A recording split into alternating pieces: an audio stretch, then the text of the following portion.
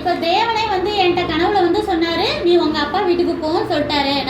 நம்ம எல்லாரும் கிளம்பலான்னு முடிவு பண்ணியிருக்கேன், நீங்க என்ன சொல்றீங்க அப்படின்னு சொல்லும்போது, இது தேவனுடைய திட்டங்கிறதுனால ராகேல் லேயாள் எல்லாரோட மனசையும் தேவன் என்ன செய்யறாரு, ஒரு மனதாக்கி கானானுக்கு போகிறதுக்காக தேவன் வந்து அவங்களுக்கு வழி திறக்கிறாரு. அப்போ அவங்களும் சொல்றாங்க, ஆமா ஆமா எங்க அப்பா வந்து 7 வருஷம் லேயால ராகேல கல்யாணம் பண்ணிக்கிறதுக்கு 7 வருஷம், லேயால கல்யாணம் பண்ணிக்கிறது 7 வருஷம், அப்புறம் 6 வருஷம் என்ன அது அந்த மந்தையை பார்க்கறதுக்குன்னு சொல்லி எங்களை வந்து உங்ககிட்ட வித்துட்டாரு எங்க அப்பா.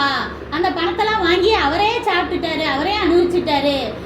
நம்மளுக்கு தான், நம்ம பிள்ளைங்களுக்கு தான் நம்ம இந்த சொத்தெல்லாம் வேணும், நம்ம ஆடு மாடெல்லாம் இவர் இருந்தால் பிடிங்கி வர, நம்ம பேசாம சொல்லாம கொள்ளாம போயிடலாம் அப்படின்னு யாரும் சொல்றாங்க, பிள்ளைங்களும் சொல்ல ஆரம்பிக்கிறாங்க. சொல்லாம கொள்ளாம ஊரை விட்டே போயிடலான்னு முடிவு பண்றாங்க. பிறரு லேயாள், ராகேல், அவரோட பிள்ளைங்க இப்போ எத்தனை 11 பிள்ளைங்க இருக்கிறாங்க.